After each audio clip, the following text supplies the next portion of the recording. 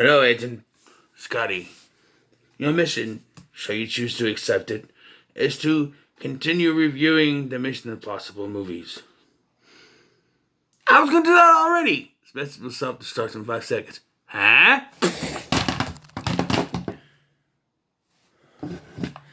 Just gonna set that over there and welcome you to the review for Mission Impossible Rogue Nation.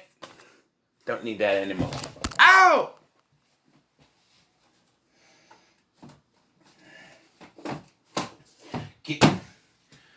Alright, so this one connects to the previous film, as in this film, Ethan Hunt is trying to track down a mysterious organization known as the Syndicate.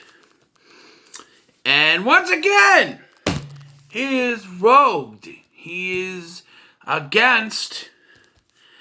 disavowed, and he is put against during an operation. Something goes wrong, and he is disavowed once again.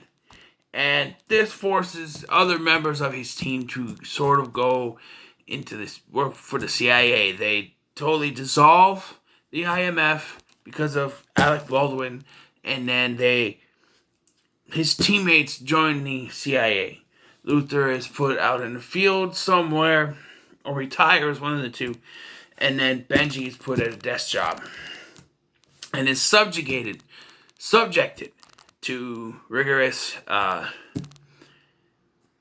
detector tests, which,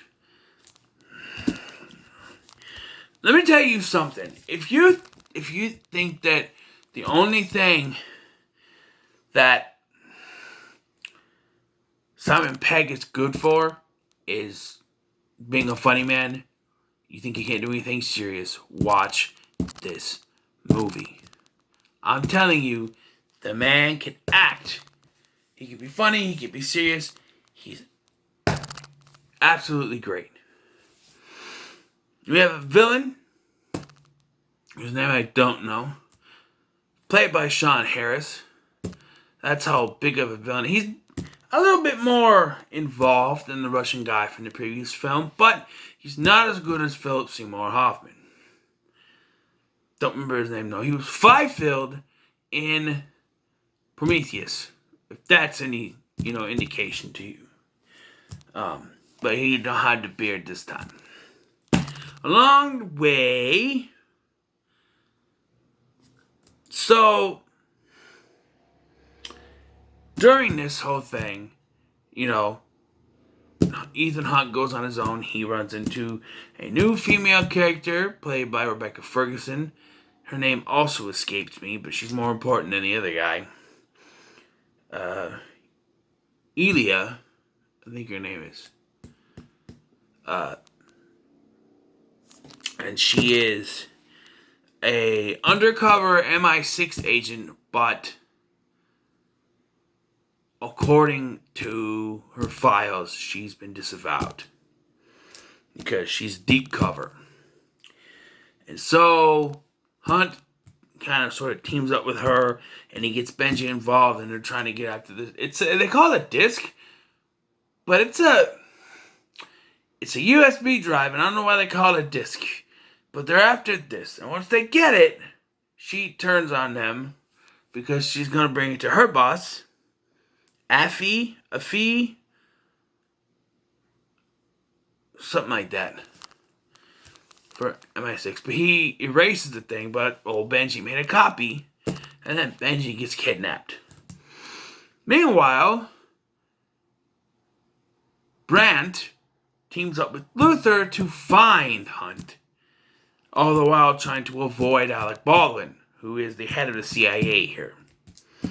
And yeah, I was worried they were gonna kill off Jeremy Renner, but he just left the franchise, which sucks because I think he was good with this franchise. But from what I read and looked at, he's not in Fallout, so who knows? But yeah, so the first thing that made me kind of I don't know, not roll my eyes per se, but you know, in the trailers, they show that thing where Tom Cruise is actually hanging onto the side of an airplane when it flies off. That's the first scene of this movie. And I was a little disappointed. I thought it was going to be like a big action part of the film. And it's the first scene of the film, which is like... And in a way, it takes you out of the film. Because you're expecting something big during this film. And it's the first thing you see. And there's really not anything too big in this film after that. Because like that Dubai sequence in the previous film, it's in the middle of the film. Kind of. So, but here is the first one, and they lead off with this in the trailer. They showed it in the trailer.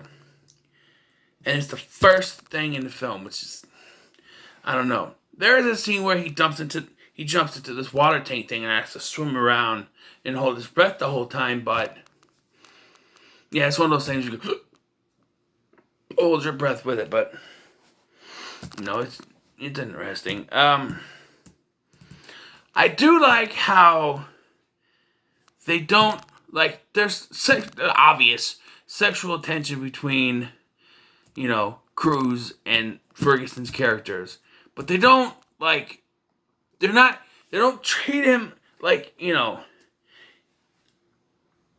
Ethan Hunt has been compared to James Bond in a way. And literally in the second film, they tried to make him James Bond. But it's not like he has a different woman in each film like James Bond that's hanging on his every whim and, you know, want to have sex with him in every film. He didn't really have a female love interest in the first one. I mean, Phelps' wife was sort of, but not really. In the second film, you had Thandie Newton, but then she actually had a wife in the third and technically fourth films as well. And here, there's the sexual tension between the two, but they don't outright make her a love interest. There's no kissing or anything, that sort of thing. I think that works fine. I think if they tried to force her to be a love interest after showing us in the previous one, especially since there's connections that his wife is still out there, I don't think it's shown very much at the end of the last film that he still loves his wife. So I don't think he would try to move in on another woman. So it's not like that. I like how they don't like try to make him move on. I kind of like that. The director, I guess this director is the lucky one because he directs this one. The next one, he's going to direct the other two in this franchise. So he's a lucky guy. He's the only one to direct more than one film in this franchise. Name I can't remember. Is that like Dennis McCurry, something like that? Can't read this shit.